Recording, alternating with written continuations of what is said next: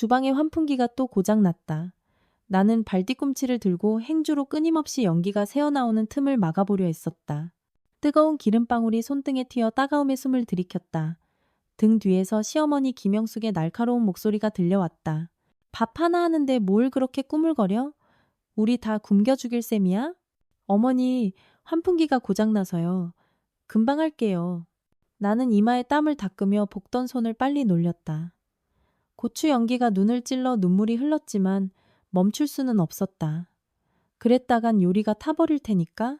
맨날 핑계만 늘어놓고. 내가 너만 할 땐 혼자서 10사람 밥도 거뜬히 했어. 너처럼 유난 떨지 않고. 시어머니의 목소리는 거실에서 들려왔다. TV 속 예능 프로그램의 웃음소리와 함께. 나는 입술을 꽉 깨물고 볶은 요리를 접시에 담았다.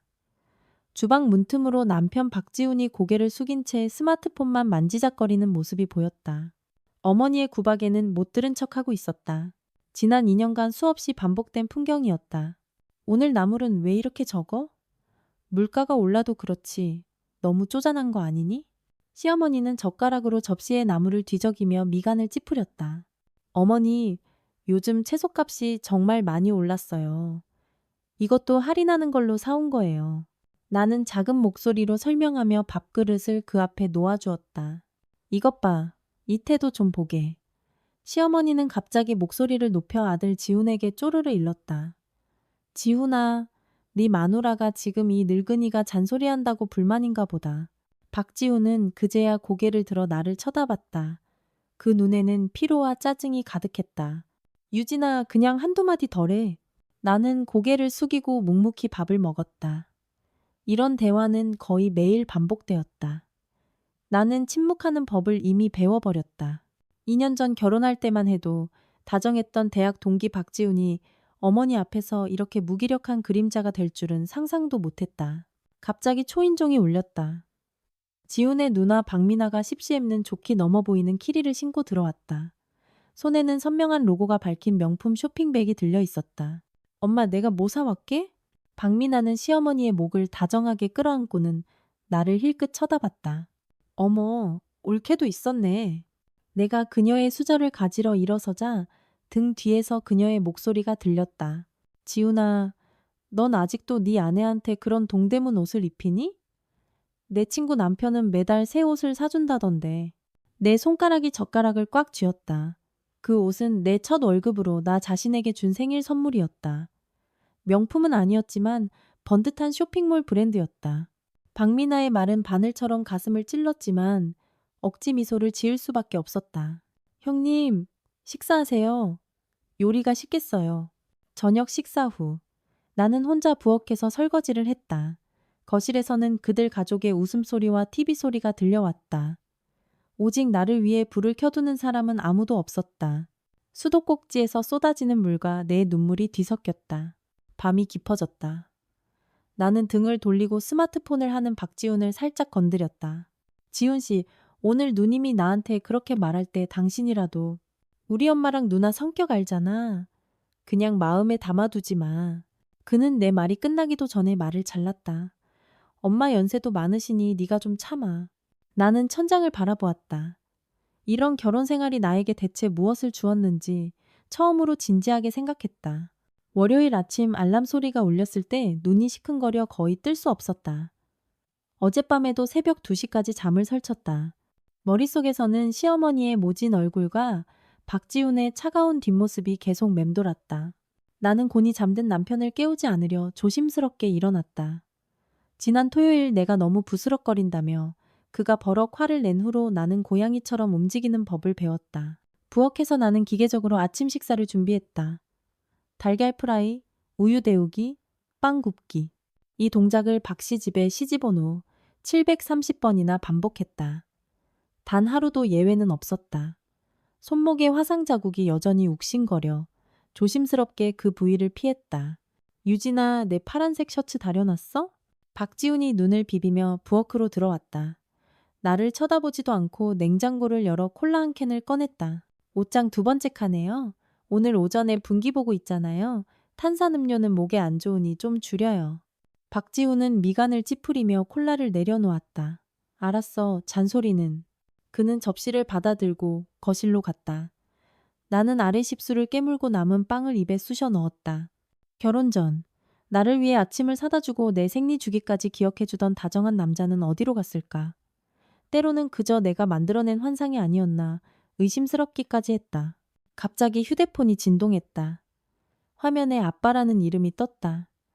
시간을 보니 아침 7시 20분. 아버지가 이렇게 일찍 전화하는 일은 드물었다. 아빠, 무슨 일 있어요? 나는 목소리를 낮추고 무의식적으로 휴대폰을 꽉 쥐었다. 유진아, 통화 괜찮니?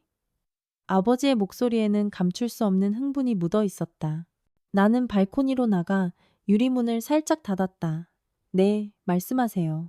어제 재개발 사무소에서 사람들이 와서 우리 옛날 집이랑 마당을 측량하고 갔어. 그 일대가 상업지구로 개발된다더구나. 아버지는 잠시 말을 멈췄다. 보상금이 꽤 클 거라고 기띔해 주더라.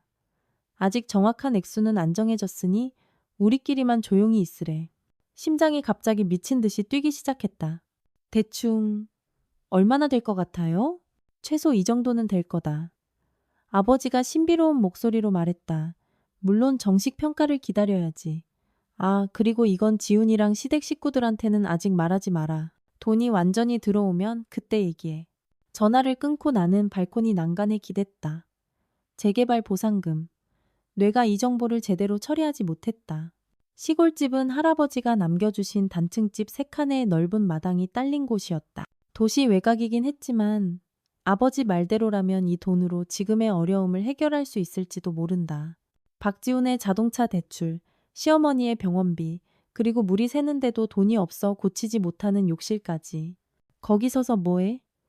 나 출근 늦겠어. 박지훈이 거실에서 소리쳤다. 나는 그제야 정신을 차리고 허둥지둥 그의 서류 가방과 외투를 챙겼다. 박지훈을 보내고 나는 기계적으로 식탁을 치웠다. 시어머니의 방문은 여전히 굳게 닫혀 있었다. 그녀는 보통 십시는 되어야 일어났다. 덕분에 나는 귀한 혼자만의 시간을 가질 수 있었다. 나는 휴대폰 계산기를 켜고 옛집의 가치를 추산하기 시작했다. 현재 시세대로 보수적으로 잡아도 내 손가락이 화면 위에서 멈췄다. 심장이 주체할 수 없이 뛰었다. 서유진 씨, 괜찮아요? 회사 탕비실에서 이현우 팀장이 커피 한 잔을 건네며 걱정스럽게 나를 쳐다봤다.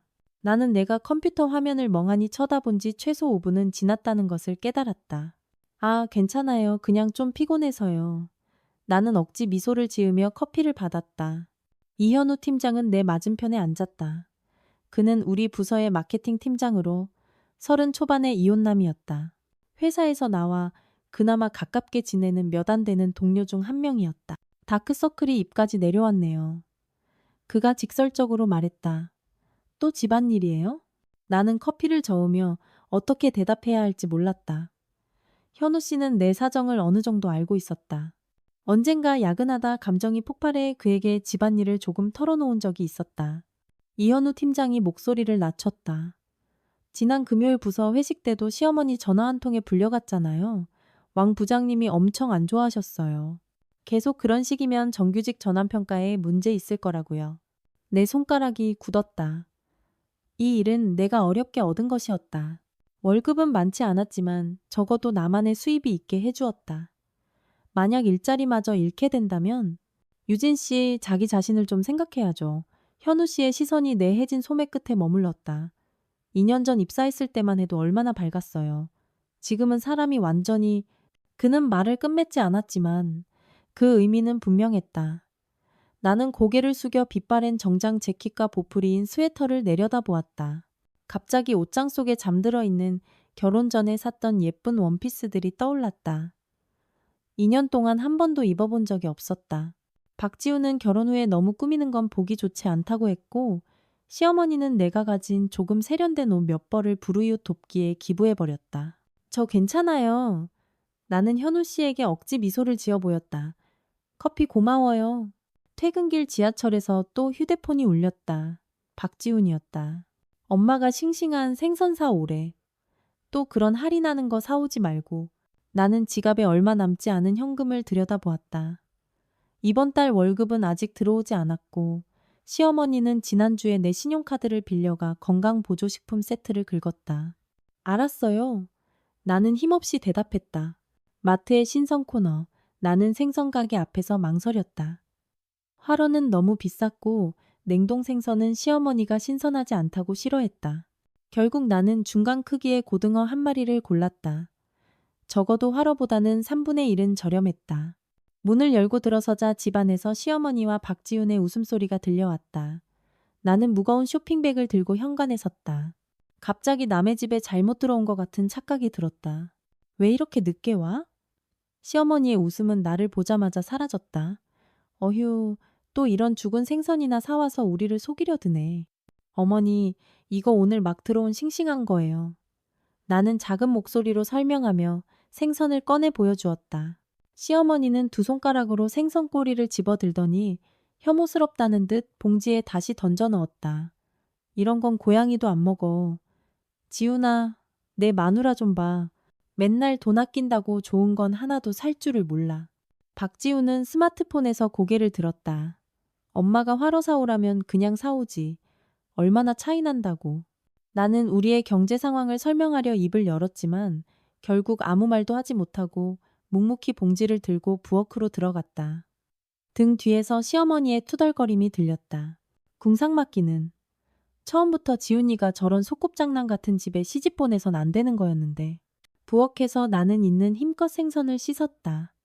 마치 모든 서름을 비늘에 문질러 씻어내는 것처럼. 갑자기 거실에서 쨍그랑하는 소리가 들리더니 도자기가 깨지는 소리가 이어졌다. 나는 뛰쳐나갔다. 바닥에는 찻주전자 조각들이 흩어져 있었다. 돌아가신 어머니가 가장 아끼던 닭이 세트 중 하나이자 결혼할 때 유일하게 내게 주신 혼수품이었다.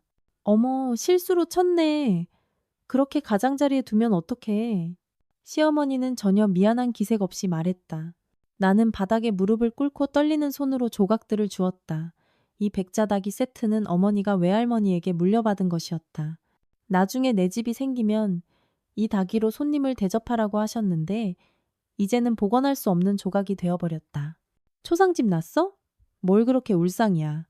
시어머니가 발치에 있는 조각 하나를 걷어찼다. 자리만 차지하는 고물 깨져서 속 시원하네. 나는 고개를 들었다. 박지훈은 아무 상관없다는 듯 계속 스마트폰만 보고 있었다. 그 순간 나는 무언가를 깨달았다. 조용히 조각들을 종이 상자에 담았다. 더 이상 아무 말도 하지 않았다. 밤늦게 박지훈은 어두운 얼굴로 집에 돌아와 서류 가방을 소파에 던졌다. 강등당했어. 그가 이를 악물고 말했다. 새로운 본부장이 자기 사람들을 데려와서 우리 같은 고인물들은 다 밀어냈어. 나는 정리하던 영수증을 내려놓고 그를 위로하려 했다. 그가 갑자기 나를 향해 돌아섰다. 다 당신 때문이야. 맨날 그렇게 우울한 얼굴로 있으니 불운이 나한테까지 옮았잖아. 나는 그 자리에 못 박힌 듯 서 있었다. 정면으로 한 대 맞은 기분이었다. 박지훈도 자신이 심했다는 걸 깨달았는지 짜증스럽게 손을 내저었다. 됐어. 나 씻을래. 욕실문이 닫힌 후 나는 천천히 바닥에 주저앉아 무릎을 감싸 안았다. 휴대폰 화면이 밝아졌다. 아버지에게서 온 메시지였다. 평가 끝났다. 예상보다 훨씬 많아. 자세한 건 주말에 집에 와서 얘기하자. 나는 그 메시지를 멍하니 쳐다보다가 문득 옷장 깊숙한 곳에 있는 자물쇠 달린 작은 상자를 떠올렸다. 그 안에는 내 졸업장, 결혼 전 모아둔 통장, 그리고 낡은 사진 몇 장이 들어있었다. 조심스럽게 상자를 열었다. 대학 시절 사진 한 장을 꺼냈다. 박지훈과 막 연애를 시작했을 때 찍은 사진이었다.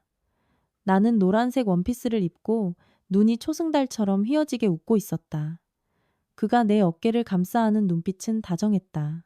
거울 속에 나는 누렇게 뜬 얼굴에 눈 밑에는 짙은 그늘이 져 있었다. 머리카락은 마른 볏짚 같았다. 2년의 결혼 생활이 나를 어떻게 바꿔놓았는가. 욕실 물소리가 멈췄다. 나는 황급히 사진과 휴대폰을 치우고 침대에 누워 잠든 척했다. 한 가지 생각이 머릿속에서 점점 더 선명해졌다. 더 이상 이렇게 살 수는 없어. 토요일 아침, 내가 아침 식사 설거지를 하고 있을 때 시어머니가 갑자기 식탁을 두드렸다. 오늘 오후 3시, 가족회의. 그녀의 말투는 반박을 허용하지 않았다. 그녀의 눈은 내 반응을 꿰뚫어 보려는 듯 나를 빤히 쳐다봤다. 무슨 안건인데요? 나는 들고 있던 행주를 멈췄다. 심장이 갑자기 빠르게 뛰었다.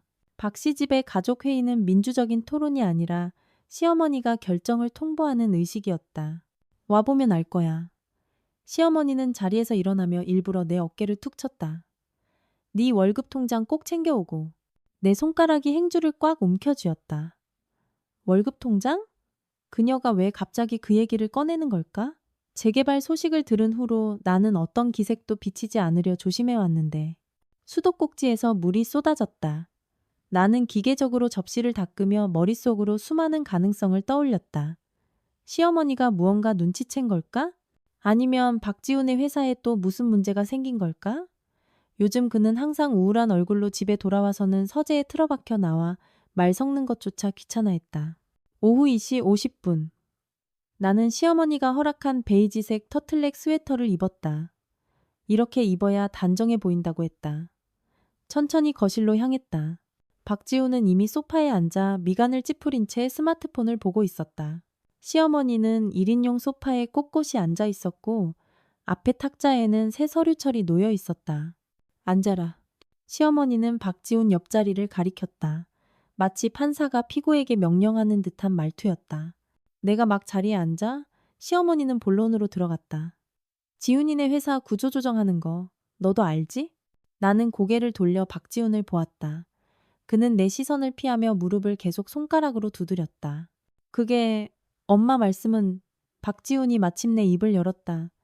목소리가 메말랐다. 요즘 경기가 안 좋아서 내 자리가 위험해.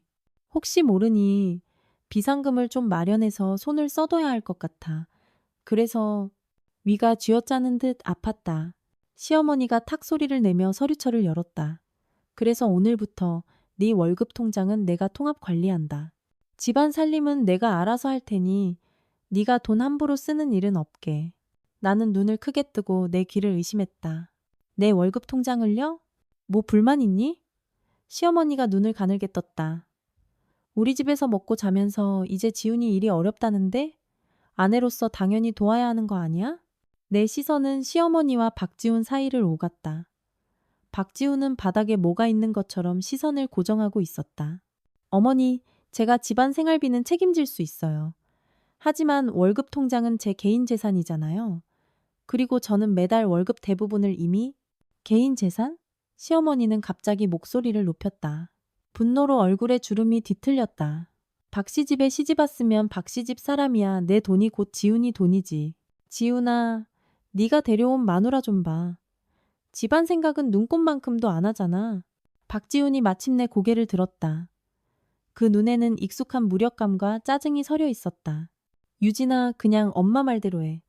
회사 상황 좋아지면 다시 돌려줄게. 나는 입술 안쪽에 여린 살을 피맛이 날 때까지 꽉 깨물었다. 이것이 내 남편이었다. 영원히 제 어머니 편에 서서 내 감정을 고려하는 척조차 하기 귀찮아하는 사람. 만약 나는 심호흡을 했다. 만약 제가 싫다고 하면요. 거실이 갑자기 얼어붙었다. 시어머니의 입꼬리가 천천히 올라가며 소름 끼치는 미소를 지었다. 그럼 이혼해야지. 우리 박씨 집안은 말 안 듣는 며느리 필요 없어. 엄마.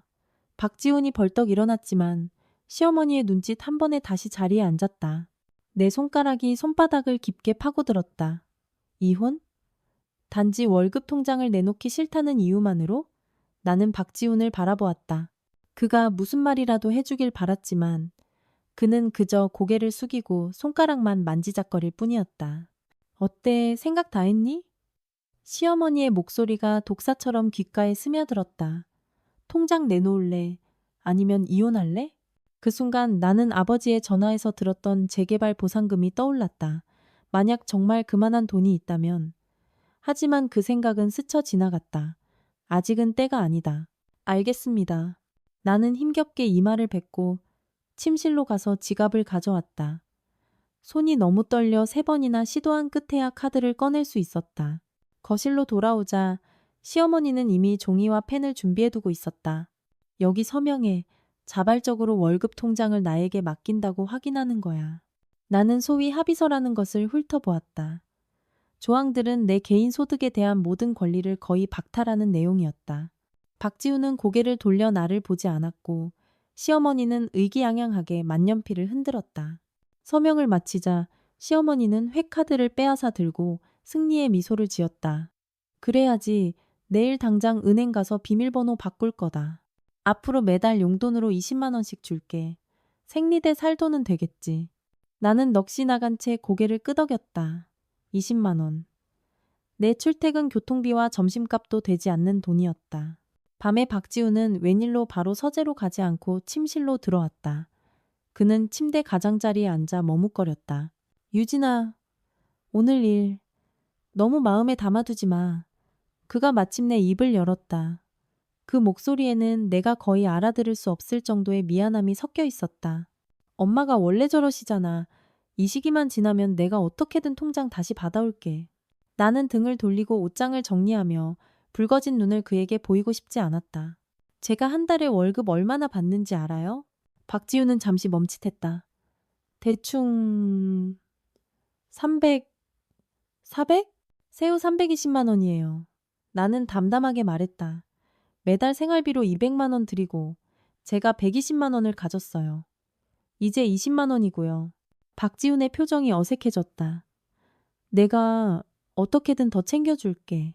이 20만 원으로 제가 출퇴근 교통비랑 점심값도 해결 못한다는 거 알아요? 나는 마침내 몸을 돌렸다. 목소리가 떨렸다. 제가 지난 2년간 제대로 된 옷 한 벌 못 사 입은 거 알아요? 제 회사 동료들이 다 저를 집안 어려운 애로 보는 거 알아요? 박지우는 짜증스럽게 머리를 쥐어뜯었다.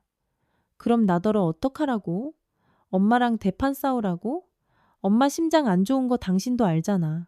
나는 그를 바라보았다. 갑자기 눈앞에 이 남자가 너무나 낯설게 느껴졌다. 대학 시절 나를 위해 비를 막아주고 밤새워 복습을 도와주던 그 남자는 어디로 갔을까? 결혼한 지 겨우 2년 만에 그는 어쩌다 이렇게 무기력한 그림자가 되었을까? 됐어요. 자요. 나는 결국 아무 말도 하지 않고 스탠드를 껐다. 어둠 속에서 날이 밝을 때까지 눈을 뜨고 있었다. 다음 날 아침 시어머니가 은행에 비밀번호를 바꾸러 간 사이 나는 몰래 휴대폰 메모장에 새 폴더를 만들었다. 집안의 모든 지출과 시어머니가 가져간 것들을 기록하기 시작했다. 월급 통장, 결혼할 때 부모님이 주신 예단비 500만 원, 작년 연말 보너스, 날짜, 금액, 증인을 최대한 상세하게 기록했다. 이 기록들이 무슨 소용이 있을지는 몰랐지만 언젠가 필요할 거라는 직감이 들었다. 월요일 점심시간 나는 회사 비상계단에 숨어 아버지에게 전화를 걸었다. 아빠, 재개발 건은 어떻게 됐어요? 평가 끝났어. 예상보다 훨씬 많아. 아버지의 목소리는 아주 낮았다. 8억 정도. 다음 달에 계약서 쓸 수 있을 거야. 너는 괜찮니? 나는 입술을 깨물며 어떻게 대답해야 할지 몰랐다. 시댁에서 월급 통장을 빼앗겼다고 말하면 아버지는 당장 달려와 나를 데려갈 것이다. 하지만 아직은 때가 아니다. 돈이 아직 들어오지 않았고 나는 더 많은 준비가 필요했다. 괜찮아요. 나는 결국 이렇게 말했다. 계약서 쓸 때 제가 한번 갈게요. 자세한 건 그때 얘기해요. 전화를 끊자 손이 여전히 미세하게 떨리고 있었다. 8억 원. 이 숫자가 머릿속에서 맴돌며 비현실적인 현기증을 일으켰다. 박씨 집안 사람들 눈에 나는 여전히 그들의 시혜에 기대어 사는 가난한 며느리일 것이다. 그들은 운명이 곧 어떻게 뒤바뀔지 전혀 모르고 있었다. 수요일 저녁 박지훈의 누나 박미나가 갑자기 찾아왔다. 문을 열자마자 울고불고하며 돈을 빌려달라고 했다. 그 인간이 또 도박으로 돈을 날렸어. 그녀는 흐느꼈다. 공들여 칠한 마스카라가 번쩍한다 눈이 되어 있었다. 사채업자들이 돈 안 갚으면 다리를 부러뜨리겠다고 협박해. 엄마, 나 좀 도와줘. 시어머니는 딸을 안쓰럽게 끌어안으며 나를 쏘아보았다. 마치 박미나 남편의 도박이 내 탓인 것처럼. 얼마나 필요한데? 2천만 원. 박미나가 기어들어가는 목소리로 말했다. 2천만 원? 시어머니는 숨을 들이켰다. 내가 어디서 2천만 원을 구해? 나는 부엌에서 묵묵히 과일을 깎으며 귀를 쫑긋 세웠다. 2천만 원은 박씨 집안에 확실히 적은 돈이 아니었다. 시아버지는 일찍 은퇴했고 시어머니는 얼마 안 되는 연금으로 생활했다. 집안은 주로 박지훈과 나의 수입에 의존하고 있었다. 유진아, 시어머니가 갑자기 나를 불렀다. 네 친정에서 좀 빌릴 수 없니? 나는 과일 깎던 칼을 내려놓고 천천히 거실로 걸어갔다. 아버지가 몸이 안 좋으셔서 병원비가 많이 들어가요. 아마 어려울 거예요. 이기적인 거. 박민아가 갑자기 얼굴을 바꾸며 내 코앞에 손가락질하며 소리쳤다. 내 동생이 너랑 결혼해서 뭐해? 정작 필요할 땐 하나도 도움이 안 되잖아. 나는 그 자리에 서서 황당한 웃음이 나왔다. 이것이 박씨 집안의 논리였다. 내 돈은 그들의 돈이고 내 부모님의 돈도 그들의 돈이었다. 형님, 나는 평정을 유지하며 말했다.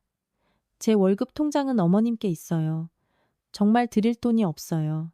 박민아의 얼굴색이 변하더니 시어머니에게로 향했다. 엄마, 제 태도 좀 봐. 도와주기 싫다는 거잖아. 저런 며느리 데리고 있어서 뭐해? 시어머니의 눈빛이 음침해졌다. 유진아, 가서 부엌이나 정리해. 여긴 네가 낄 자리가 아니야. 그날 밤 나는 가족에게 불경했다는 이유로 온 가족의 빨래를 손으로 해야 했다. 박민아가 남기고 간 파운데이션과 눈물 자국이 가득한 실크 스카프를 포함해서 세탁기는 바로 옆에 있었지만 시어머니는 굳이 손빨래를 시켰다. 새벽 1시 마침내 마지막 빨래를 널고 나니 휴대폰이 진동했다. 대학 동기이자 절친인 최수아에게서 온 메시지였다. 내일 나와서 한잔할래? 나 연차 내고 돌아왔어. 나는 이 메시지를 보고 갑자기 코끝이 찡해졌다. 수아는 내 대학 룸메이트였다. 결혼 후 시어머니가 내 버릇없는 친구들을 싫어해서 연락이 뜸해졌었다. 다음날 점심, 나는 팀장에게 반차를 내고 박지훈에게는 야근한다고 거짓말을 했다. 수아는 자신의 작은 오피스텔에 삼겹살을 준비해 놓고 있었다. 나를 보자마자 소리쳤다. 세상에, 너 왜 이렇게 말랐어? 거울 속에 나는 정말 유령 같았다. 볼은 움푹 패고 눈 밑에는 짙은 다크서클이 내려와 있었다. 나는 웃으려 했지만 갑자기 울음이 터져나왔다.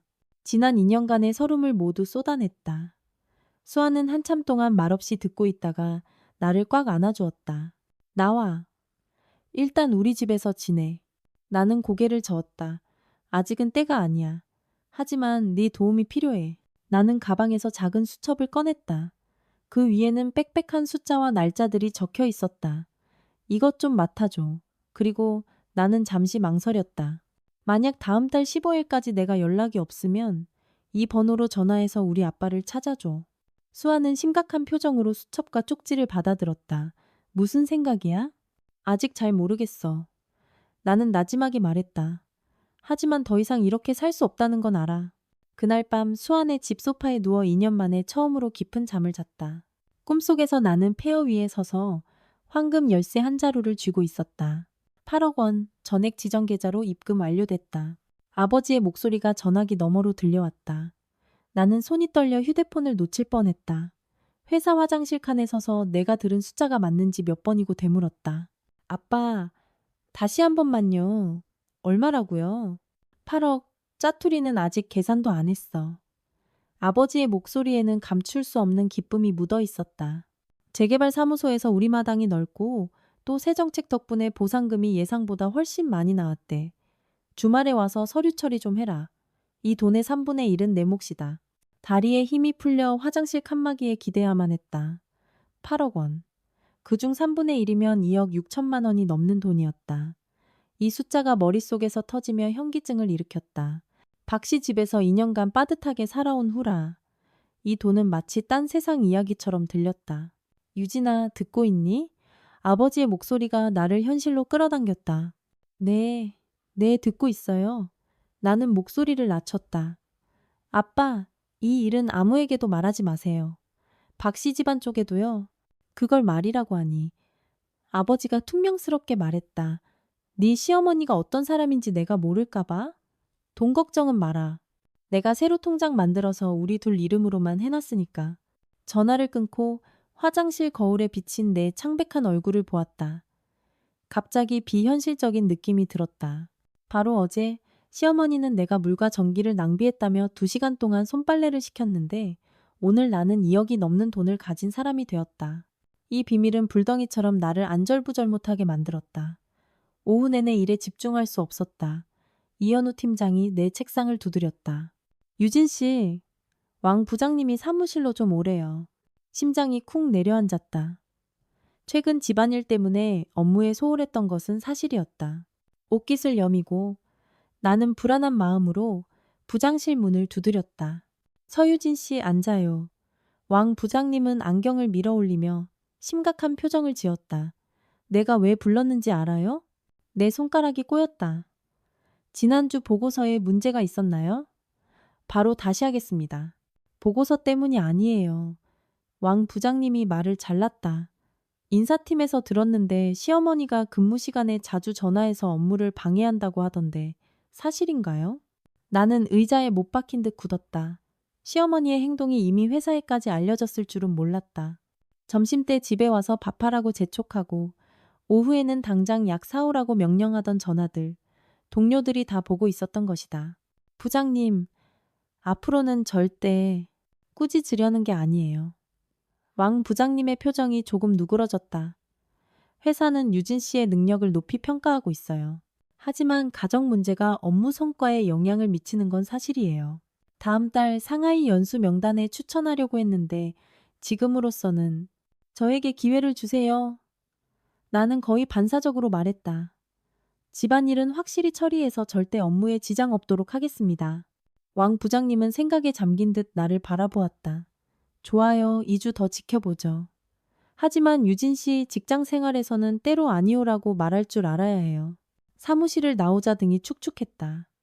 왕 부장님의 말은 따귀처럼 나를 후려쳤다. 가정에서뿐만 아니라 직장에서조차 나는 설 자리를 잃어가고 있었다. 이 모든 것은 내가 모든 관계에서 끝없이 양보했기 때문이었다. 집에 돌아오니 침실 서랍이 뒤져진 흔적이 있었다. 나는 속옷을 특정 위치에 개어두는 습관이 있는데 지금은 분명히 누가 뒤집어 놓은 상태였다. 화장대 작은 상자 안에 있던 결혼 전 모아둔 작은 액세서리들도 제자리에 없었다. 어머니, 저희 방에 들어오셨어요? 나는 분노를 억누르며 TV를 보고 있는 시어머니에게 물었다. 시어머니는 눈꺼풀도 들어올리지 않고 말했다. 왜? 내 아들 방에 내가 못 들어가? 제 물건들을 뒤지셨잖아요. 내 물건을 뒤져? 시어머니는 마침내 고개를 돌렸다. 얼굴에는 비웃음이 가득했다. 한 가족끼리 뒤지는 게 어디 있어? 너 뭐 숨겨놓은 거라도 있니? 나는 심호흡을 했다. 제 사적인 물건들이에요. 제 프라이버시를 존중해 주셨으면 좋겠어요. 프라이버시? 시어머니는 갑자기 목소리를 높이며 리모컨으로 TV를 껐다. 박씨 집에 시집 왔으면 박씨 집 사람이야. 네가 무슨 자격으로 나한테 프라이버시를 노네? 지훈아, 내 마누라 좀 봐. 나 몰래 뭘 숨기는 것도 모자라. 감히 나를 추궁하잖아. 박지훈이 서재에서 피곤한 얼굴로 나왔다. 또 왜 그래요? 내 마누라가 내가 자기 물건 뒤졌대. 시어머니가 소파 팔걸이를 쳤다. 내가 그런 사람이야? 그냥 여분 이불 있나 찾아보려던 것뿐인데 자기가 도둑이라도 된 것처럼 나를 경계하잖아. 나는 그 자리에 서서 화가 나 온몸이 떨렸다. 흑백을 뒤집는 이 기술은 시어머니가 이미 통달한 경지였다. 유진아, 엄마한테 사과해. 박지훈이 태양열을 문지르며 말했다. 나 오늘 피곤해. 이런 사소한 일로 싸우지 마. 나는 남편의 그 짜증 가득한 얼굴을 보며 문득 한없이 허무해졌다. 이것이 내가 사랑했던 남자였다. 가장 기본적인 공정함조차 보여주지 못하는 죄송해요, 어머니. 나는 기계적으로 이 세 글자를 뱉고 침실로 돌아왔다. 문을 닫고 침대에 앉아 손가락으로 손바닥을 깊게 찔렀다. 휴대폰이 진동했다. 아버지에게서 온 메시지였다. 토요일 오전 10시 변호사 사무실에서 보자. 신분증 챙겨와. 나는 네라고 답장하고 휴대폰 메모장을 열어 오늘의 일도 기록했다.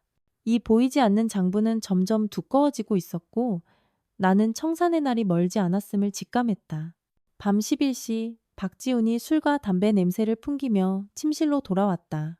강등된 후 그는 거의 매일 밤 친구들과 어울려 놀았다. 회사에서 구조조정할 것 같아.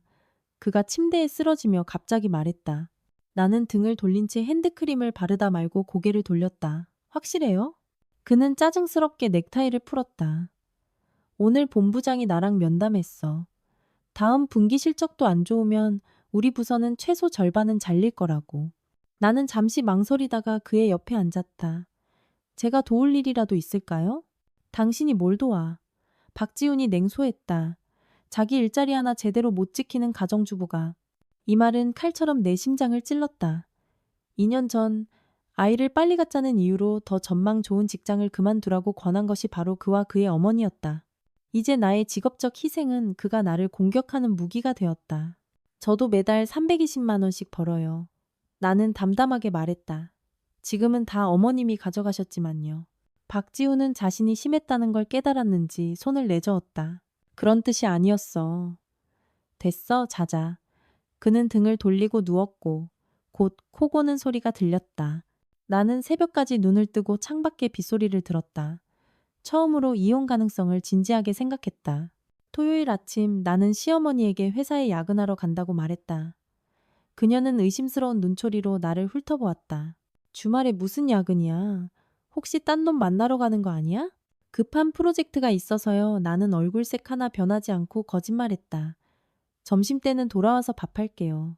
집을 나와 나는 바로 택시를 타고 아버지가 말한 변호사 사무실로 갔다.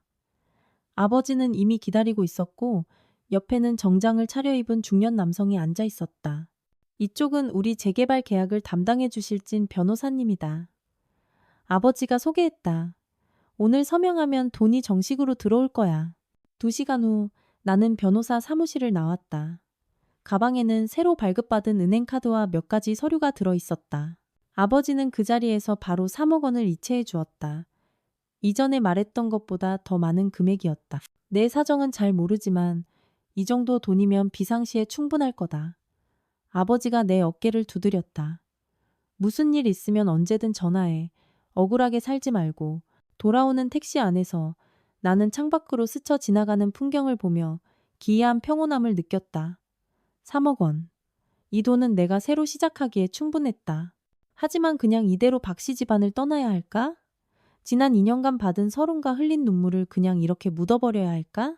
집에 돌아오자 시어머니는 부엌에서 그릇을 쨍그랑거리며 화를 내고 있었다. 이제야 기어들어와?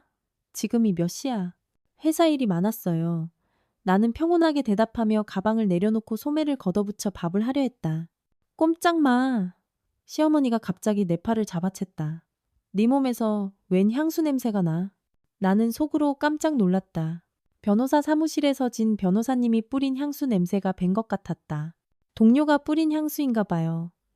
사무실이 밀폐된 공간이라. 헛소리. 시어머니가 날카롭게 내 말을 잘랐다. 너 분명히 딴 놈 만나고 왔지? 지훈아, 이리 와봐. 박지훈이 거실에서 느릿느릿 걸어 나왔다. 왜요, 엄마? 내 마누라 좀 봐. 주말에 야근한다더니 온몸에 향수 냄새를 묻히고 왔어.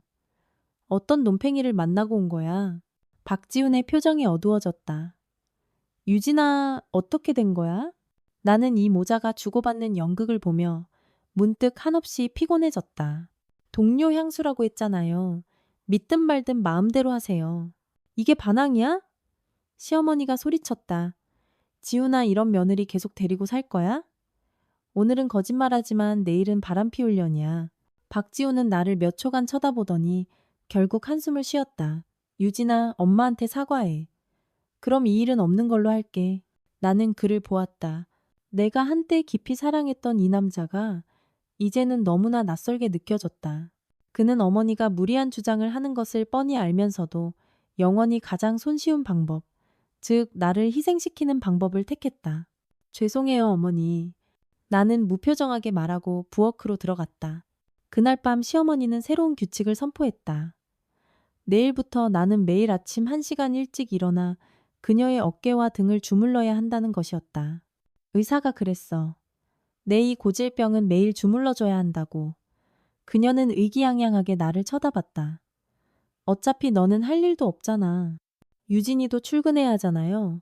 박지훈이 드물게 내 편을 들었다. 출근이 뭐 대수야. 내가 너만 할 땐 매일 네 할머니 발도 씻겨드렸어. 시어머니가 눈을 부릅떴다. 요즘 며느리들은 정말 너무 유난스러워. 알겠습니다. 나는 평온하게 말했다. 내일부터 일찍 일어나겠습니다. 박지훈은 놀란 눈으로 나를 쳐다봤다. 내가 이렇게 순순히 따를 줄은 몰랐던 모양이다. 그는 몰랐다. 내가 이 약속을 할 때 마음속으로는 이미 다른 결정을 내렸다는 것을. 잠들기 전 나는 몰래 인터넷에서 이혼 재산 분할과 가정 정신적 학대 증거를 검색했다. 그리고 혼인 소송 전문 변호사에게 상담을 예약했다. 또한 몇 가지 재테크 앱을 다운받아 그 갑자기 생긴 돈을 어떻게 관리할지 연구하기 시작했다. 일요일 오후 시어머니가 광장 댄스를 추러 가고 박지훈도 집에 없을 때 나는 최수아에게 전화를 걸었다. 내 도움이 필요해. 나는 목소리를 낮췄다. 단기로 임대할 집 좀 알아봐줘. 원룸이면 돼. 최대한 빨리. 너 드디어 이사하기로 결심했구나. 수아의 목소리에는 기쁨이 가득했다. 단순히 이사하는 게 아니야. 나는 창밖, 시어머니가 키우는 눈에 거슬리는 붉은 화분을 보며 나지막이 말했다. 서유진이 만만한 여자가 아니라는 걸 그들에게 똑똑히 알려줄 거야. 전화를 끊고 나는 휴대폰 뱅킹 앱을 열어 7자리 숫자의 잔액을 보았다. 처음으로 운명이 내 손에 쥐어져 있다는 것을 느꼈다. 시어머니는 그녀가 이겼다고 생각했다. 내 월급 통장을 빼앗고 나를 머리 숙여 사과하게 만들고 더 많은 무리한 요구를 받아들이게 했다고. 하지만 그녀는 몰랐다. 게임의 규칙은 이미 바뀌었다는 것을. 오늘부터 나는 더 이상 당하기만 하는 서유진이 아니다. 나는 박씨 집안 사람들에게 토끼도 급하면 사람을 문다는 것을, 그리고 아주 정확하고 아프게 문다는 것을 보여줄 것이다. 유진아, 과일 다시 씻어. 내 작은 이모가 유난히 깔끔 떠는 거 알지? 시어머니의 날카로운 목소리가 거실에서 들려왔다. 나는 기계적으로 내라고 대답하고 이미 3번이나 씻은 포도를 다시 싱크대에 넣었다. 물은 얼음장처럼 차가웠고 내 손의 동상이 다시 가렵기 시작했다. 오늘은 시어머니의 환갑이었다. 박씨 집안의 모든 친척이 오기로 되어 있었다. 아침 6시부터 나는 쉴 새 없이 부려먹혔다. 거실에서 웃음소리가 터져나왔다. 고개를 내밀어 보니 박미나가 시어머니의 어깨를 감싸 안고 있었다. 모녀는 한 사람처럼 다정해 보였다. 박미나는 결혼 5년 동안 아이가 없었지만 시어머니는 그녀에게 한마디도 하지 않았다. 반면 나는 결혼한 지 겨우 2년인데 가족 모임 때마다 언제 아이를 가질 거냐는 질문이 나만을 위한 고문처럼 따라다녔다. 유진아, 부엌에 숨어있지 말고 나와서 손님들 좀 맞아. 시어머니가 큰 소리로 불렀다. 나는 손을 닫고 연기 자욱한 거실로 들어갔다. 박씨 집안의 이모, 고모들이 소파를 가득 메우고 있었다. 시아버지와 몇몇 남자 친척들은 발코니에서 담배를 피우고 있었고 박지우는 구석에 앉아 스마트폰만 만지작거리며 시끄러운 분위기에 아랑곳하지 않았다. 어머, 유진이 아니니? 왜 이렇게 또 살이 빠졌어? 작은 이모가 내 손을 잡고 위아래로 훑어보았다. 일이 너무 힘든 거니? 내가 대답하려던 찰나 시어머니가 비웃으며 말했다. 제가 뭐가 힘들다고. 매일 회사 가서 앉아있기만 하는데 집안일도 별로 없고 그냥 배속이 부실해서 그렇지. 방 안이 순간 조용해졌다. 내 얼굴이 불타올랐고 손가락은 무의식적으로 앞치마 끝을 쥐어짰다. 엄마, 박지훈이 고개도 들지 않고 말했다. 그런 얘기를 뭐하러 해요? 내가 틀린 말 했어? 시어머니는 목소리를 높였다. 결혼한 지 2년인데 소식도 없잖아. 내가 제만할 땐 지훈이가 벌써 뛰어다녔어. 몇몇 나이든 여자 친척들이 고개를 끄덕이기 시작했다. 누군가 작은 소리로 요즘 젊은 것들은 너무 이기적이야 라고 말했다. 저희 병원 가서 검사 받아봤어요. 나는 분노를 억누르며 떨리는 목소리로 말했다. 의사 선생님이 저희 둘 다 문제 없다고. 그냥 시기가. 문제가 없어? 시어머니가 내 말을 잘랐다. 그런데 왜 임신이 안 돼? 내가 보기엔 네가 맨날 그렇게 울상이라 복을 다 쫓아내는 거야. 방 안은 쥐 죽은 듯 조용했고 모든 사람의 시선이 내게 꽂혔다. 나는 박지훈을 바라보았다. 그가 무슨 말이라도 해주길 바랐지만 그는 그저 미간을 찌푸리며 일어나 화장실로 가버렸다. 어머니, 나는 심호흡을 했다. 임신은 부부 두 사람의 일이에요. 저한테만 뭐라고 하시면 안 되죠. 이 말은 벌집을 쑤신 격이었다. 시어머니가 벌떡 일어나 손가락으로 내 코를 찌를 듯이 다가왔다. 네가 감히 말대꾸를 해? 자기가 알도 못 낳으면서 내 아들 탓을 해? 피가 머리로 쏠리는 것 같았다. 2년간의 서름, 분노, 치욕이 이 순간 폭발했다. 김영숙 씨, 그만 좀 하시죠. 온 집안이 경악했다. 내가 시어머니의 이름을 직접 부른 것이다. 이는 박씨 집안에서 하늘이 두 쪽 날 대죄였다. 너, 너. 시어머니는 화가 나 온몸을 부들부들 떨더니 갑자기 손을 들어 짝 소리가 나게 내 뺨을 후려쳤다.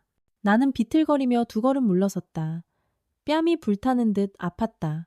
아무도 소리를 내지 않았다. 심지어 아무도 움직이지 않았다. 발코니에 남자들은 못 본 척했고 여자 친척들은 고개를 숙여 차를 마셨다. 박미나의 입가에는 심지어 미소가 어려 있었다. 박지훈이 마침내 화장실에서 돌아와 이 광경을 보고 멍하니 섰다. 무슨 일이야? 내 마누라가 내 엄마 이름을 막 불렀어. 박미나가 즉시 일러바쳤다. 이렇게 친척들 다 있는 데서. 박지훈의 얼굴이 굳어졌다. 유진아, 엄마한테 사과해.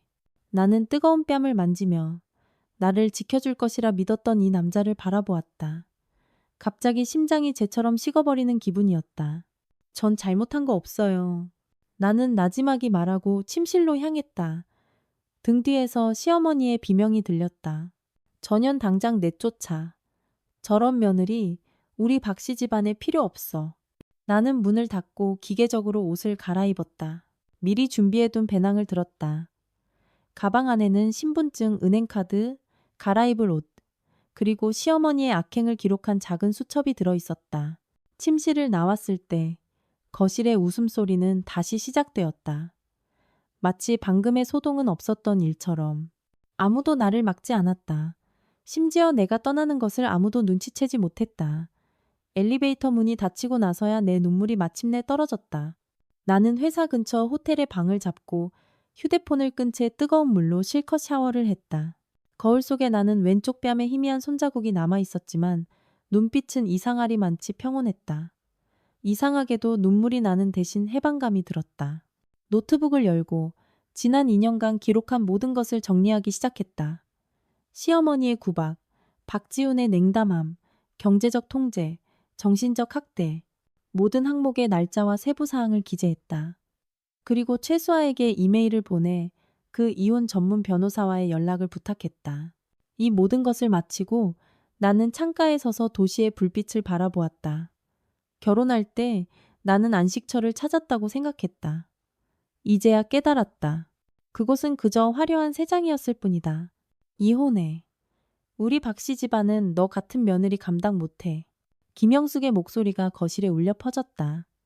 그녀는 소파 중앙에 꼿꼿이 앉아 마치 판결을 내리는 판사 같았다. 나는 그녀 맞은편에 서서 무의식적으로 휴대폰 가장자리를 만지작거렸다. 화면에는 아버지가 막 보낸 메시지가 떠 있었다. 돈 전부 준비됐다. 언제든 써라. 사흘 전 나는 호텔에서 이 소위 집이라는 곳으로 돌아왔다. 박지훈은 내가 굴복했다고 생각했고 시어머니는 그녀가 이겼다고 생각했다. 아무도 내가 돌아온 진짜 목적을 몰랐다. 어머니 무슨 말씀이세요? 박지훈이 당황한 듯 나를 쳐다봤다. 최근 나의 이상한 행동이 그를 불안하게 만든 것이 분명했다. 이혼하라고 했다. 김영숙이 찻상을 탁 쳤다. 2년 동안 뱃속에 소식도 없고 맨날 얼굴이나 찌푸리고 누구 보라고. 우리 박씨 집안대를 끊을 셈이야? 나는 벽에 걸린 시계를 쳐다봤다. 오후 3시 20분. 1시간 후면 변호사와 만나 이혼 합의서 세부 사항을 최종 확인할 시간이었다. 좋아요. 나는 평온하게 말했다. 이 간단한 한마디는 마치 일시 정지 버튼을 누른 것 같았다. 김영숙은 입을 반쯤 벌린 채 준비해둔 장광설이 목에 걸렸고 박지훈은 눈을 크게 뜨고 마치 나를 처음 보는 사람처럼 쳐다봤다. 너 뭐라고? 김영숙이 마침내 목소리를 되찾았다. 이혼에 동의한다고요. 나는 휴대폰을 주머니에 넣었다. 다만 정식으로 가족 회의를 열어서 모든 사항을 확실히 정리하고 싶어요. 김영숙의 얼굴에 순간 당혹감이 스쳤다가 이내 승리를 확신한 듯한 의기양양한 표정으로 바뀌었다. 그래, 똑똑한 척은. 지훈아, 오늘 밤에 당장 내 아빠한테 전화해. 내일 온 가족이 모여서 이혼 얘기하자. 박지훈은 벼락 맞은 사람처럼 멍하니 나를 쳐다봤다. 유진아, 너 진심이야? 나는 대답하지 않고 침실로 들어갔다. 문을 닫을 때 김영숙이 나지막이 말하는 소리가 들렸다. 누굴 겁죠? 우리 박씨 집안 떠나면 저런 이혼녀가 뭘 할 수 있겠어? 옷장 속 내 옷은 몇 벌 되지 않아 금방 짐을 쌌다. 화장대 위 화장품은 대부분 저가 제품이었고 에센스 한 병만이 작년에 최수아가 생일 선물로 준 것이었다. 나는 조심스럽게 그것을 가방에 넣었다. 휴대폰이 진동했다. 변호사에게서 온 메시지였다. 합의서 요청하신 대로 수정 완료했습니다. 언제든 서명 가능합니다. 나는 네라고 답장하고 휴대폰 뱅킹 앱을 열었다. 3억 원의 보상금이 계좌에 조용히 누워 있었다. 지난 한 달간 나는 재테크를 통해 거의 200만 원의 수익을 올렸다. 이 돈은 내가 새로 시작하기에 충분했고 어쩌면 대부분의 사람들보다 더 나은 출발을 할 수 있게 해줄 것이었다. 거실에서 박지훈과 김영숙의 다툼 소리가 들렸다. 나는 문에 귀를 대고 잠시 들었다. 박지훈은 정말 이혼하고 싶지 않은 것 같았지만 어머니 앞에서 그의 저항은 솜처럼 무력했다. 제가 동의했다는데 너는 왜 망설여? 김영숙의 목소리가 날카롭게 찔렀다. 내가 전부터 말했잖아. 쟤는 너한테 안 어울린다고. 왕이모가 소개해준 유국장 딸 말이야. 공무원의 집도 있고 차도 있고 쟤보다 못한 게 뭐야? 하지만은 무슨, 쟤는 애도 못 낳잖아. 너 박씨 집안대를 끊을 셈이야? 나는 조용히 문을 닫고 아버지에게 전화를 걸었다. 아빠, 내일 저랑 그 집안이랑 이혼 얘기를 할 거예요. 전화기 너머로 잠시 침묵이 흘렀다. 내가 갈까? 아니요. 나는 거울 속 내 평온한 얼굴을 보았다. 제가 처리할 수 있어요. 돈 얘기는 그들이 모르지? 모를 거예요. 나는 아버지의 말을 잘랐다. 그리고 알게 하지도 않을 거고요. 전화를 끊고 나는 침대에 앉아 내가 2년간 살았던 이 방을 둘러보았다. 벽에 걸린 웨딩 사진 속 나와 박지우는 달콤하고 거짓된 미소를 짓고 있었다. 지금 생각해보니 그 관계는 처음부터 너무 많은 불순물이 섞여 있었다. 그의 무력함, 나의 비위 맞추기, 그리고 김영숙의 어디에나 존재하는 그림자. 똑똑, 노크 소리가 들렸다. 박지훈이 문 밖에 서 있었다. 얼굴색이 변덕스러웠다. 얘기 좀 해. 나는 그를 따라 발코니로 갔다. 밤이 깊어지자 도시의 불빛이 하나둘 켜지며 흩어진 별처럼 보였다. 너 정말 이혼하고 싶어? 그가 담배에 불을 붙였다. 이 새로운 습관은 분명 나 때문에 생긴 것이었다.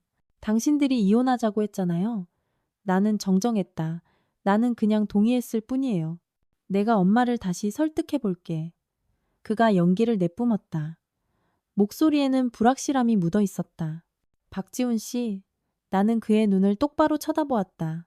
지난 2년 동안 당신이 당신 어머니를 성공적으로 설득한 적이 단 한 번이라도 있었나요? 그는 내 시선을 피하며 담배를 깊게 빨아들였다. 그럼 뭘 원해? 재산 분할? 나는 거의 웃음이 터질 뻔했다. 이 집에 무슨 재산이 있다고? 아직도 할부가 남은 저 차? 아니면 그의 부모님 이름으로 된 이 집? 내일 가족 회의에서 얘기하죠. 나는 돌아서려 했다. 유진아. 그가 내 손목을 잡았다. 만약 엄마가 더 이상 우리 일에 간섭하지 않겠다고 동의하면 이 결혼에 한 번 더 기회를 줄 수 있겠어? 나는 그를 보았다. 내가 한때 사랑했던 이 남자가 이제는 너무나 낯설고 피곤하게 느껴졌다. 문제는 당신 어머니가 아니에요. 나는 조용히 손을 빼냈다. 문제는 당신이에요, 박지훈 씨. 당신은 영원히 가장 쉬운 길만 선택할 거니까. 방으로 돌아와 나는 문을 잠그고 지난 2년간 모아온 모든 증거를 정리하기 시작했다. 시어머니가 나를 모욕하는 녹음 파일, 박지훈이 나에게 정신적 냉폭력을 가한 카톡 대화 기록, 내가 강제로 빼앗긴 월급 통장의 이체 명세, 모든 항목의 날짜와 배경 설명을 달았다. 마지막으로 나는 휴대폰 앨범을 열어 그 가족 모임 날 찍었던 뺨이 붉게 부어오른 사진을 찾았다. 이 사진은 박씨 집안의 도덕적 고지를 무너뜨릴 마지막 지푸라기가 될 것이었다. 다음 날 아침, 나는 평소보다 일찍 일어났다. 김영숙은 아직 자고 있었다. 나는 조심스럽게 아침 식사를 준비했고 심지어 그녀가 가장 좋아하는 전복죽까지 끓였다. 이런 비정상적인 효심에 박지훈조차 멍하니 쳐다봤다. 괜찮아? 그가 나지막이 물었다. 네, 괜찮아요. 나는 달걀 프라이를 뒤집었다. 이렇게 좋았던 적이 없어요. 서명하세요. 나는 이혼 합의서를 박지훈 쪽으로 밀었다. 목소리는 오늘 날씨를 얘기하는 것처럼 평온했다. 가족회의 테이블 주위, 박씨 집안 모든 사람의 시선이 그 얇은 종이 몇 장에 집중되었다. 김영숙의 입가에는 승리를 확신한 미소가 걸려 있었고 박민아는 고소하다는 표정이었다. 시아버지 정국강은 미간을 찌푸리고 있었다. 그리고 박지훈, 나의 전남편은 떨리는 손으로 펜을 쥐고 있었다. 유진아, 우리 정말 이 길을 가야 해? 박지훈이 고개를 들어 나를 보았다. 눈에는 핏발이 서 있었다. 지난 사흘간 그는 제대로 잠을 못 잔 것이 분명했다. 지훈아. 김영숙이 날카롭게 말을 잘랐다. 아직도 망설여? 서명하고 나면 엄마가 더 좋은 여자 소개해 줄게. 나는 찻잔을 들어 한 모금 마시며 입가에 냉소를 감췄다. 이 연극을 나는 너무 오래 기다렸다. 박지훈 씨, 나는 그의 눈을 똑바로 쳐다보았다. 지난 2년 동안 당신이 단 한 번이라도 내 편에 서준 적이 있나요? 그의 목을대가 위아래로 움직였다. 결국 그는 고개를 숙이고 합의서에 이름을 썼다. 펜촉이 종이를 긁는 소리가 조용한 거실에서 유난히 날카롭게 들렸다. 이제 내 차례야. 김영숙이 조급하게 합의서를 내 쪽으로 밀었다. 눈에는 승리의 빛이 번뜩였다. 서명하고 빨리 짐 싸서 나가. 나는 펜을 들지 않고 휴대폰을 꺼내 시간을 확인했다. 짐 변호사님이 곧 도착할 시간이었다. 왜 후회돼? 박민아가 뾰족하게 쏘아붙였다. 지금이라도 우리 엄마한테 무릎 꿇고 빌면 봐줄지도 모르지. 미나야. 정국강이 드물게 딸을 꾸짖고는 나를 향해 돌아섰다. 유진아, 우리가 미안하다. 나는 고개를 젓고 가방에서 서류철 하나를 꺼냈다.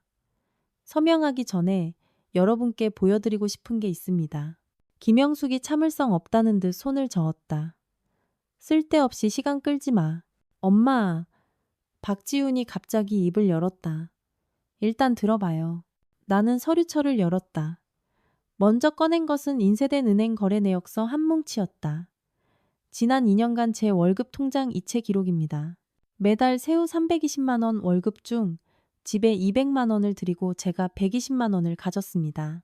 그리고 석 달 전 어머님께서 제 월급 통장을 강제로 가져가신 후로는 나는 마지막 페이지를 넘겼다.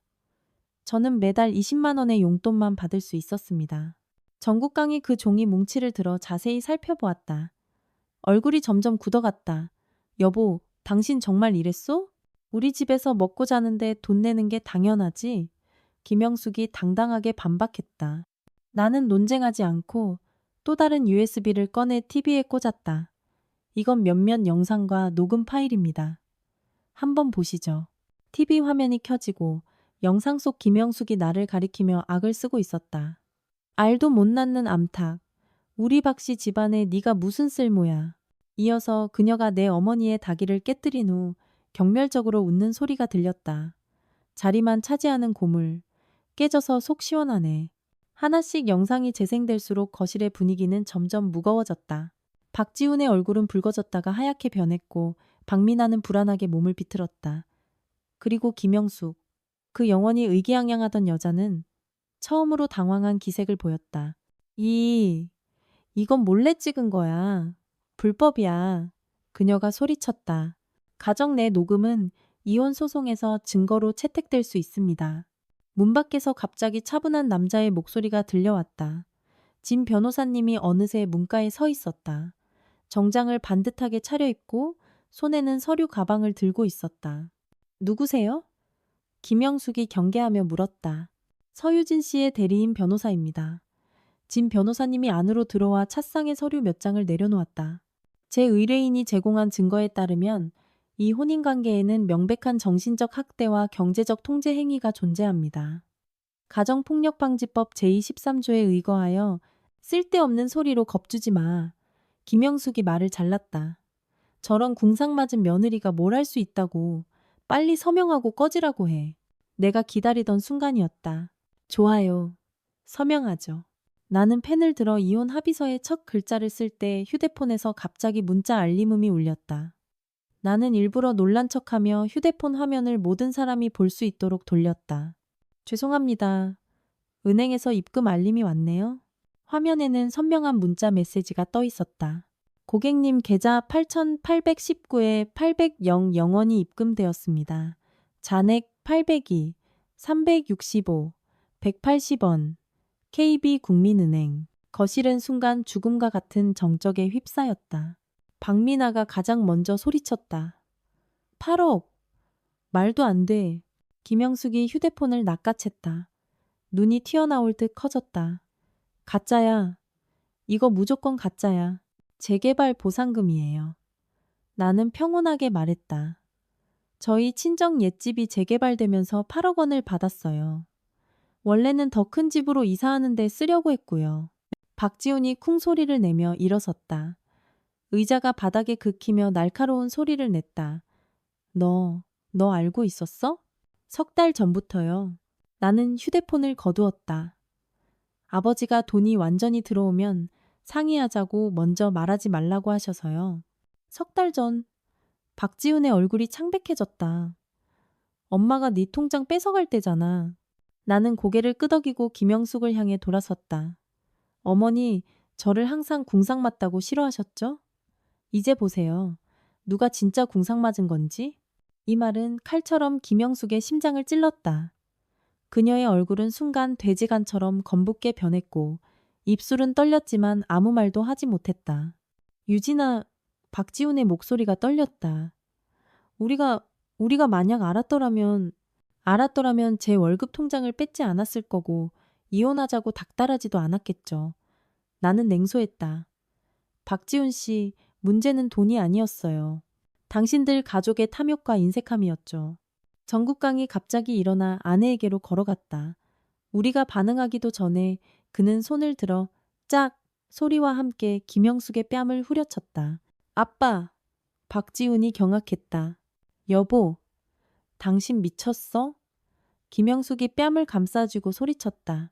정국강은 아랑곳하지 않고 반대편 손으로 또 한 번 뺨을 때렸다. 이건 네가 유진이를 괴롭힌 몫이다. 짝! 이건 네가 아들을 이혼하라고 부추긴 몫이다. 짝! 이건 네가 탐욕스러운 몫이다. 10번의 따기가 연달아 터졌다. 김영숙은 소파에 주저앉아 머리는 헝클어지고 입가에서는 피가 흘렀다.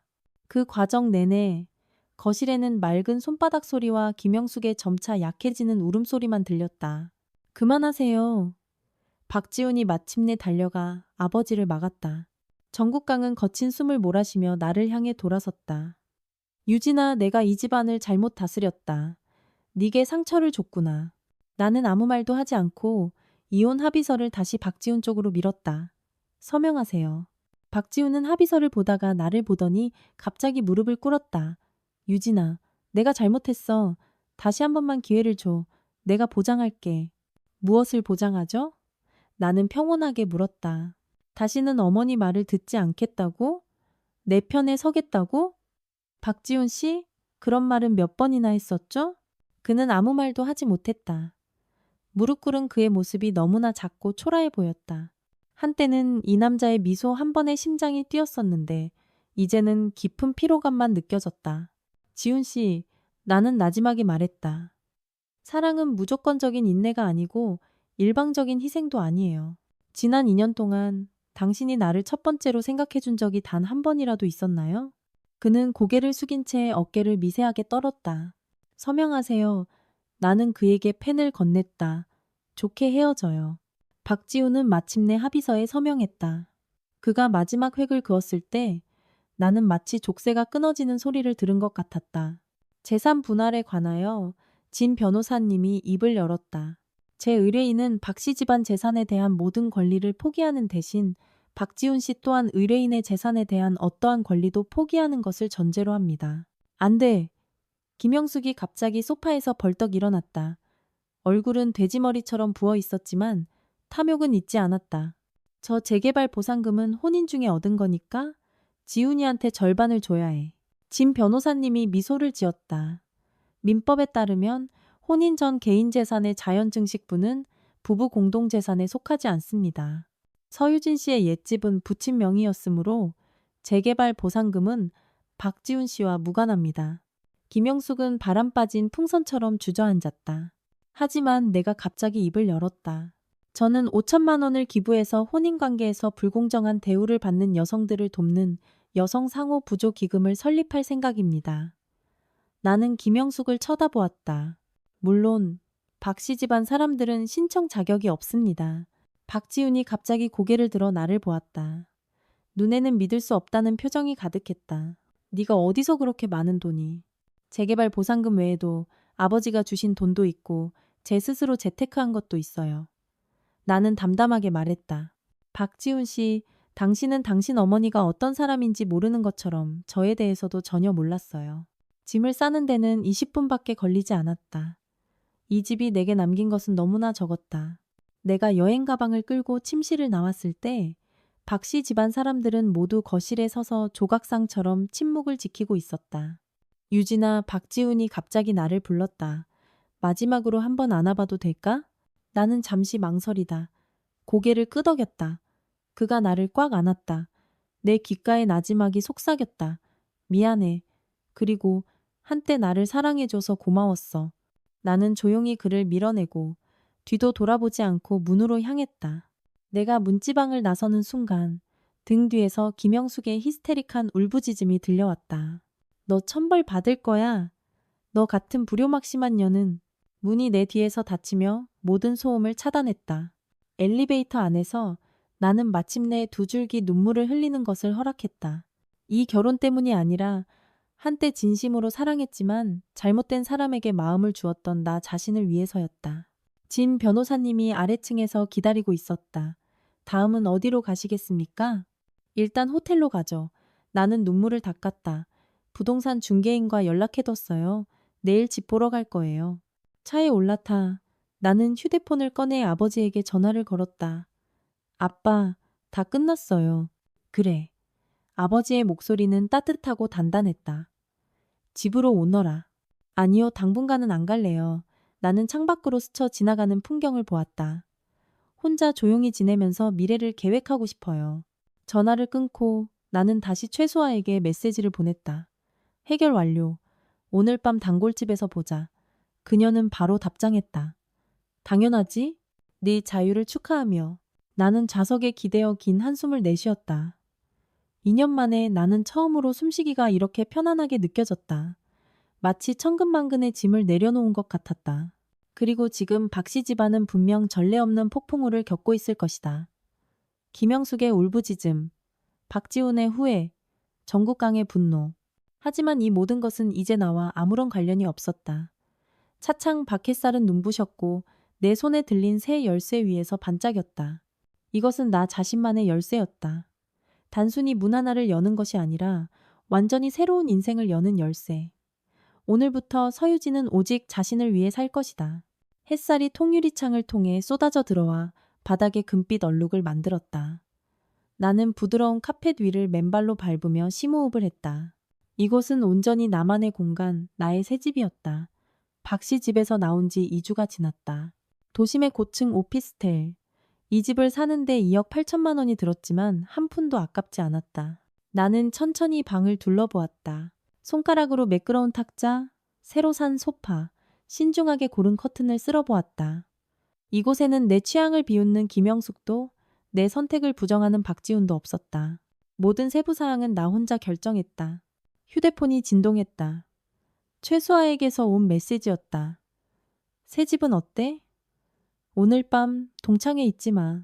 나는 주위를 둘러보며 자기도 모르게 입가에 미소를 지었다. 마치 처음으로 신선한 공기를 마시는 기분이었다. 휴대폰을 내려놓고 옷장을 열었다. 그 안에는 더 이상 박씨 집안이 요구하던 단정하고 수수한 옷들이 아니라 지난 2주간 내가 공들여 사들인 새 옷들로 가득했다. 날렵하게 재단된 재킷, 가볍고 하늘하늘한 원피스, 디자인이 돋보이는 몇몇 상의. 내 손가락이 와인색 실크 셔츠 위에서 멈췄다. 어제 막 산 것으로?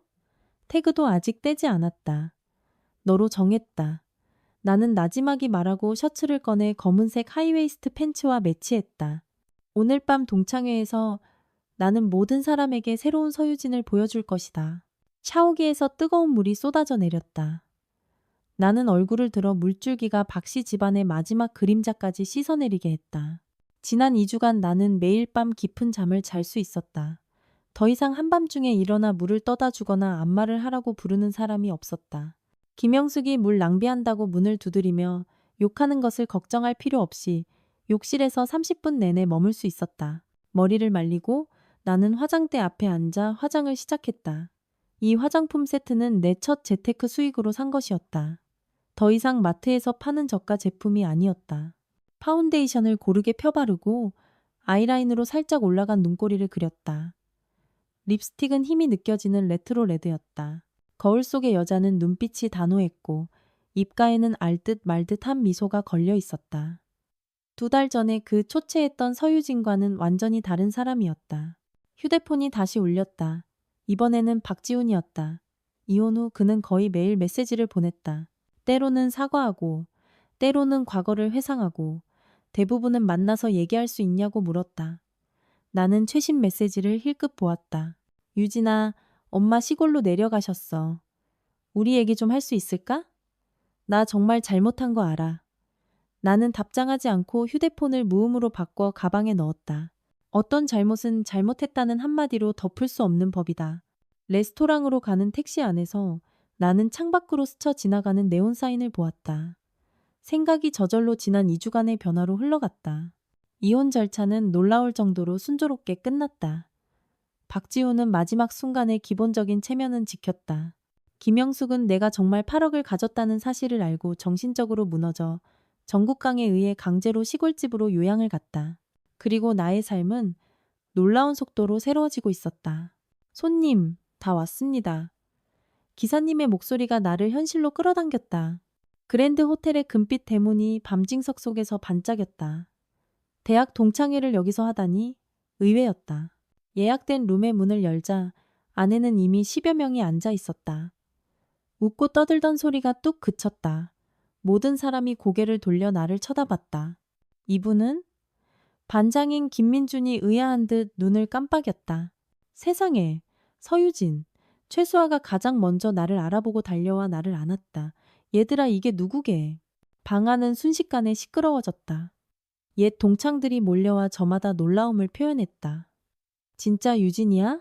완전 못 알아보겠어. 변화가 너무 크다. 정말 멋져 보여. 나는 미소 지으며 모두의 칭찬을 받았다. 시선은 무심코 구석에 앉은 한 사람과 마주쳤다. 나의 전 남자친구. 대학 시절의 인기남이었던 그가 복잡한 눈빛으로 나를 보고 있었다. 당시 그는 유학을 가기 위해 나를 찾고 나중에 듣기로는 외국에서 잘 안 풀려 작년에 이혼하고 초라하게 돌아왔다고 했다. 유진아, 그가 샴페인 2잔을 들고 다가왔다. 따로 얘기 좀 할 수 있을까? 나는 술잔을 받았지만 그 자리에 서서 움직이지 않았다. 할 얘기 있으면 여기서 해. 그는 어색하게 헛기침을 했다. 너 이혼했다고 들었어. 소식 빠르네. 나는 샴페인 한 모금을 마셨다. 탄산이 혀끝에서 터지며 미묘한 단맛을 냈다. 사실 나 널 잊은 적 없어. 그가 목소리를 낮췄다. 어쩌면 우리 민준아, 나는 그의 말을 잘랐다. 목소리는 크지 않았지만 충분히 명확했다. 우리는 불가능해. 그의 얼굴이 확 붉어졌다. 왜? 너도 지금 혼자잖아. 혼자이기 때문에. 나는 그의 눈을 똑바로 쳐다봤다. 내가 뭘 원하는지 더 확실히 알아. 그리고 너는 그 목록에 없어. 그 말을 끝으로 나는 여자애들의 수다에 끼어들었다. 그를 그 자리에 남겨둔 채 최수아가 몰래 내게 엄지를 치켜 세웠다. 나는 미소로 화답했다. 2년 전의 나라면 절대 이런 말을 하지 못했을 것이다. 그때의 나는 항상 다른 사람의 감정을 고려하고 갈등을 두려워하며 남을 불편하게 하는 이 차라리 나를 희생시켰다. 유진아, 너 지금 무슨 일 해? 룸메이트였던 소영이가 궁금해하며 물었다. 원래 다니던 회사에 있어. 하지만 나는 잠시 망설였다. 최근에 새싹재단이라는 여성 상호 부조 기금을 준비하고 있어. 결혼 생활에서 어려움을 겪는 여성들이 다시 일어설 수 있도록 돕는 곳이야. 정말 멋지다. 몇몇 여자들이 동시에 감탄했다. 사실 나 이직 생각 중이었는데 소영이가 말을 흐렸다. 남편이 요즘. 나는 더 묻지 않고 그저 명함 한 장을 건넸다. 시간 될 때 연락해. 내가 도울 수 있을지도 몰라. 모임이 중반쯤 진행될 때 내 휴대폰이 다시 밝아졌다. 이번에는 박지훈의 전화였다. 나는 미간을 찌푸리고 복도로 나가 전화를 받았다. 유진아, 그의 목소리에는 분명한 취기가 묻어 있었다. 나 내 집 앞이야. 우리 얘기 좀 할 수 있을까? 술 많이 마셨네요. 나는 침착하게 말했다. 돌아가세요. 아니, 만나야겠어. 그가 갑자기 목소리를 높였다. 나 실직했어. 엄마는 미쳤고 다 너 때문이야. 네가 떠나지만 않았어도. 박지훈 씨, 나는 그의 말을 잘랐다. 똑똑히 들어요. 당신의 불행은 내가 만든 게 아니에요. 당신과 당신 어머니의 오랜 행동이 낳은 필연적인 결과예요. 이제 그만 가주세요. 그러지 않으면 경찰에 신고하겠어요. 전화를 끊고 나는 즉시 아파트 경비실에 전화해 술에 취한 남자를 주의해달라고 부탁했다. 룸으로 돌아와 나는 억지로 다시 미소를 지었지만 박지훈의 말은 여전히 가시처럼 마음을 찔렀다. 그가 어머니가 미쳤다고 했다. 김영숙이 죄를 지은 것은 맞지만 그런 소식을 들은 이 마음이 무거웠다. 모임이 끝난 후 최수아는 그 쓰레기가 아직 근처에 있을까봐 걱정된다며 나를 집까지 데려다 주겠다고 고집했다. 역시나 우리가 아파트에 도착했을 때 경비원은 술에 취한 남자가 문 앞에서 한동안 소란을 피우다 방금 억지로 보냈다고 알려주었다. 같이 올라가 줄까? 수아가 걱정스럽게 물었다. 나는 고개를 저었다. 괜찮아. 지금의 서유진은 그렇게 쉽게 무너지지 않아.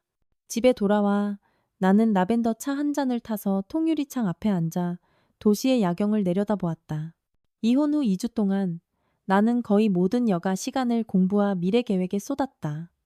낮에는 일하고 밤에는 투자를 연구하고 주말에는 여성 성장 강좌에 참여했다. 그 8억 원의 보상금은 신중하게 분배했다. 3억은 집을 사는데 3억은 안정적인 재테크에 1억은 주식에 투자했다. 남은 1억 중 5천만 원은 여성 상호 부조 기금 준비에 쓰고 나머지는 유동 자금으로 두었다. 휴대폰이 다시 울렸다. 이번에는 이현우 팀장이었다. 유진 씨 퇴사했다고 들었어요. 왕 부장님이 엄청 아쉬워하시던데요. 원래 승진시키려고 했대요. 왕 부장님께 감사하다고 전해주세요. 나는 대답했다. 하지만 제 직업 경력을 다시 계획할 시간이 좀 필요해서요. 전화를 끊고 나는 노트북을 열어 재단 준비 계획서를 보완하기 시작했다. 이 생각은 이혼 다음 날 떠올랐다. 나처럼 고등교육을 받고 안정적인 수입이 있는 사람조차 결혼 생활에서 이런 어려움에 빠진다면 조건이 더 나쁜 여성들은 어떨까? 화면 위의 계획서는 이미 어느 정도 형태를 갖추고 있었다. 재단은 법률 자문, 심리 상담, 직업 기술 훈련, 소액 창업 대출을 제공하여 어려움에 처한 여성들이 삶을 재건하도록 도울 것이다. 나는 재단의 이름을 새싹이라고 지었다. 흙을 뚫고 나오는 새 생명을 상징하는 이름이었다. 새벽까지 일하다 나는 마침내 컴퓨터를 끄고 기지개를 켰다. 침대 머리맡의 달력에는 내일 중요한 약속이 표시되어 있었다. 진 변호사님이 소개해준 한 여성 기업가와의 점심 식사였다. 그녀는 내 재단에 큰 관심을 보였다. 침대에 누워 나는 동창회에서 본 민준의 어색한 표정과 박지훈의 술 취한 비난을 떠올렸다. 한때 이 두 남자는 내 감정세계의 중심을 차지했었다. 이제 그들은 그저 인생 여정에 지나가는 손님일 뿐이었다. 이 깨달음은 원망이 아닌 기묘한 후련함을 가져다 주었다. 아침 햇살이 다시 나를 깨웠다. 나는 천천히 아침 식사를 준비했다. 통밀빵, 아보카도, 삶은 달걀, 그리고 블랙커피. 누구의 입맛도 고려할 필요가 없었다. 식탁 위에는 오늘 아침 배달된 신선한 꽃이 놓여 있었다. 내가 특별히 주문한 주간꽃 배달 서비스였다. 10시 초인종이 울렸다. 택배기사가 정교한 긴 상자를 건넸다. 안에는 몽블랑 만년필 한 자루가 들어있었다. 카드에는 이렇게 쓰여 있었다. 재단 준비가 순조롭기를 기원합니다. 진 변호사. 나는 미소 지으며 만년필을 가방에 넣었다. 이 펜은 재단의 첫 공식 문서를 서명할 것이므로 의미가 남달랐다. 점심 약속은 조용한 일식당이었다. 나는 약속 시간보다 10분 일찍 도착해 녹차 한 잔을 시켜 천천히 마셨다. 창밖에서는 한 젊은 엄마가 힘겹게 유모차를 밀면서 동시에 울고 떼쓰는 아이를 붙잡으려 애쓰고 있었다. 그녀의 피곤한 모습은 과거 박씨 집안에서의 나를 떠올리게 했다. 나는 마치 모든 사람을 만족시키려 애쓰다 정작 자신을 잊어버린 그 엄마 같았다. 서유진 씨? 한 우아한 목소리가 내 생각을 끊었다. 고개를 드니 50대 정도로 보이는 여성이 서 있었다. 단정한 단발머리에 완벽하게 재단된 감색 정장을 입고 따뜻하고 힘있는 미소를 짓고 있었다. 윤 대표님, 나는 서둘러 일어나 악수했다. 그냥 윤 선배라고 불러요. 그녀가 내 맞은편에 앉았다. 진 변호사님한테 이야기 들었어요. 정말 감동받았어요. 웨이터가 메뉴판을 가져왔지만 우리 둘 다 별로 보지 않았다. 윤 대표님은 내 눈을 똑바로 쳐다보며 말했다. 알아요? 30년 전에 저도 비슷한 결혼 생활을 겪었어요. 이어진 2시간 동안 우리는 많은 이야기를 나누었다. 그녀의 분투기, 나의 재단 구상, 여성이 결혼과 사회에서 겪는 구조적인 어려움. 윤 대표님은 재단의 첫 후원자가 되어주겠다고 약속했을 뿐만 아니라 뜻이 맞는 친구 몇 명을 소개해주겠다고도 했다. 유진 씨, 헤어질 때 그녀가 내 손을 꽉 잡았다. 당신의 용기는 정말 소중해요. 낭비하지 말아요. 집에 돌아와. 나는 즉시 오늘의 수학을 기록했다. 윤 대표님의 인정은 내게 큰 자신감을 주었다.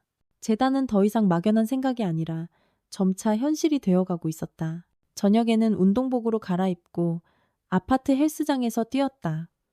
이혼 후 나는 체계적으로 운동을 시작했다. 더 이상 박씨 집안에서 부려먹히면서도 정작 자신은 돌보지 않던 그 며느리가 아니었다. 러닝머신 위에서 땀이 이마를 타고 흘러내렸다. 나는 오랜만에 느껴보는 활력이 몸속에서 흐르는 것을 느꼈다. 집에 돌아와 샤워를 하고 나는 레드와인 반잔을 따라 발코니에 앉아 일몰을 보았다. 휴대폰 화면이 밝아졌다. 아버지에게서 온 메시지였다. 내 엄마 옛 동료인 이모가 너한테 소개해주고 싶은 사람이 있다는데 일단 내 의견부터 물어보라고 하네. 나는 웃음을 참을 수 없었다. 고마워요, 아빠. 하지만 지금은 저 자신과 재단에만 집중하고 싶어요. 라고 답장했다. 메시지를 보내고 나는 와인 한 모금을 마시며 멀리 점점 어두워지는 하늘을 바라보았다. 2년 전이라면 부모님을 실망시킬까봐 억지로 선을 보러 갔을 것이다. 이제 나는 내 의지와 속도를 존중하는 법을 배웠다. 밤이 깊어지고 도시의 불빛이 하나둘 켜졌다. 나는 서재로 돌아와 새로 산책, 여성과 자본을 펴고 필기를 시작했다. 가끔 멈춰서서 온전히 내 마음대로 꾸민 이 집을 둘러보았다. 깊은 만족감이 솟아올랐다. 박씨 집안에서의 2년 동안 나는 돌 밑에 깔린 식물처럼 비틀려 자랐다. 이제 돌이 치워지자 나는 마침내 허리를 펴고 햇빛을 향해 자유롭게 뻗어나갈 수 있게 되었다. 잠들기 전 나는 내일의 일정을 확인했다. 오전에는 재단 사무실로 쓸만한 장소를 보러 부동산 중개인과 약속이 있었고 오후에는 재무 상담사와 투자 포트폴리오 조정을 논의했다. 저녁에는 최수아와 이현우 팀장과 식사를 약속했다. 그들은 모두 재단에 합류하고 싶다는 의사를 밝혔다. 불을 끄기 전 나는 마지막으로 휴대폰을 확인했다. 박지훈이 또 메시지를 보내왔다. 엄마가 우울증 진단을 받았어. 입원했어. 아버지는 다 자업자득이라고 하시지만 난 그래도 마음이 힘들어. 유진아, 네가 정말 보고 싶다. 나는 이 메시지를 한참 동안 쳐다보다가 결국 답장하지 않았다. 어떤 상처는 스스로 치유해야 하고 어떤 교훈은 시간이 소화시켜야 한다. 나는 박지훈이 이 경험을 통해 성장하기를 진심으로 바랐지만 그것은 이미 나와는 무관한 일이었다. 휴대폰을 내려놓고 나는 커튼을 치고 부드러운 침대에 몸을 뻗었다. 내일은 또 새로운 날이다. 무한한 가능성으로 가득한 날. 그리고 이번에는 나는 온전히 내 의지대로 살아갈 것이다. 더 이상 비위 맞추지 않고, 더 이상 두려워하지 않고, 더 이상 다른 사람의 시선을 위해 살지 않을 것이다. 이것이 바로 자유의 맛이었다.